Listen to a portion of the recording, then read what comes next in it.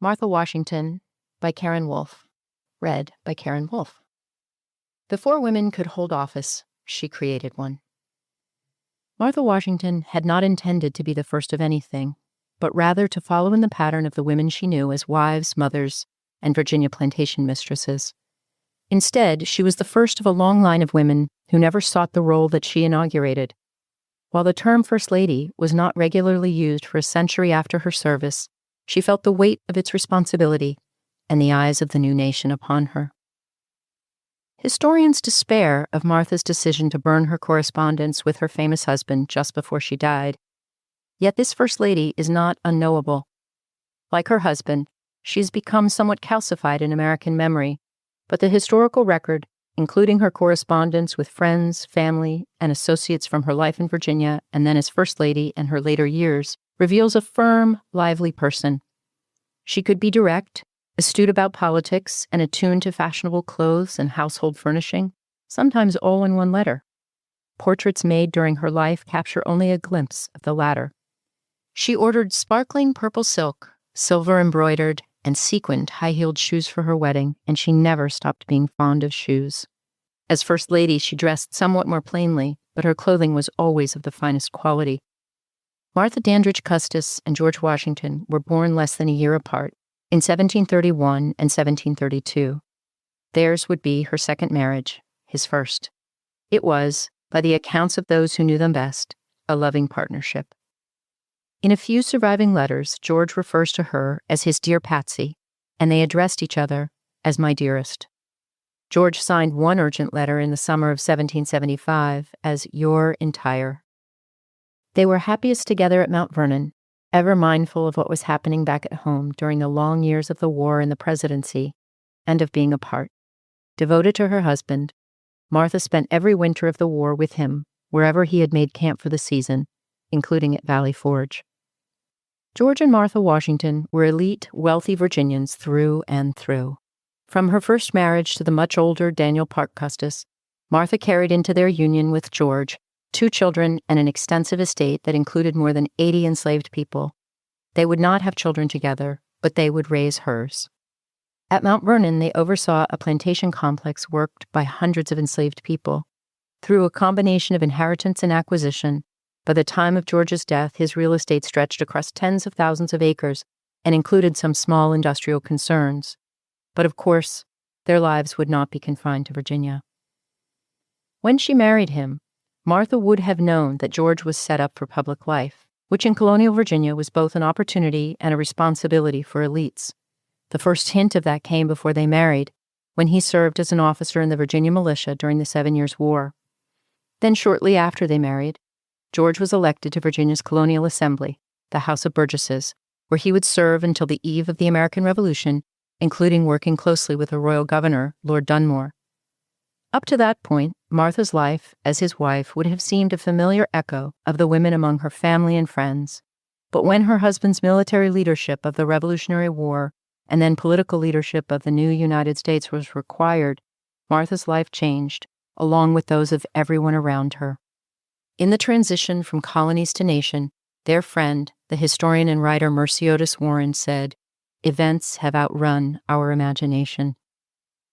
The Washingtons lived in 3 different presidential mansions as the capital city moved, the first 2 in New York, and then the third in Philadelphia through the end of the president's second term in early 1797. These pre-Washington, D.C. and pre-White House residences have all since been demolished. Glimpses of the Washingtons' efforts to create a new standard for a presidential life and for the First Lady's role come through, though. George Washington held a regular formal reception on Tuesday afternoons for men, and Martha held a less formal one, ostensibly for ladies, but in fact men and women both attended, on Friday evenings. They called these gatherings levees, the name for formal public access to the French monarch.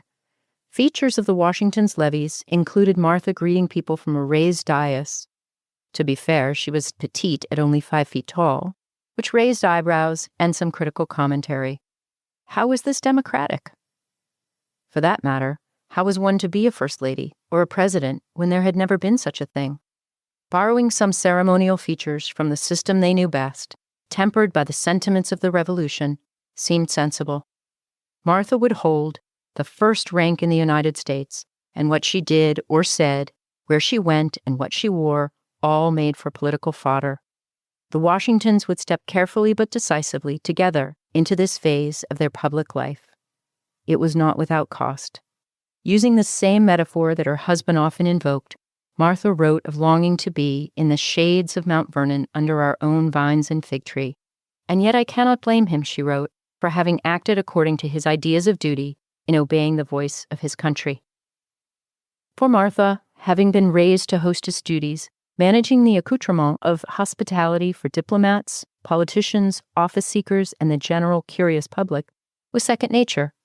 She stocked the official residences with such supplies as china decorated with all of the states around the rim of the plates and her own initials in the middle, cutlery, wine, and more prosaic items like mops and clamps for scouring brushes. They acquired printed invitations to dine, the President of the United States and Mrs. Washington request the pleasure, which could be filled in with the names of the lucky invitees. Martha described both formal and less formal visits. The practice with me has been always to receive the first visits and then to return them. These included the ladies of the diplomatic corps, introduced in their first visits by the Secretary of State. In this innovation, borrowing from traditions, Martha Washington did something no American woman had ever done. She occupied an entirely new national role, and she taught the country how to see a woman in it. Did she encourage her husband's better angels?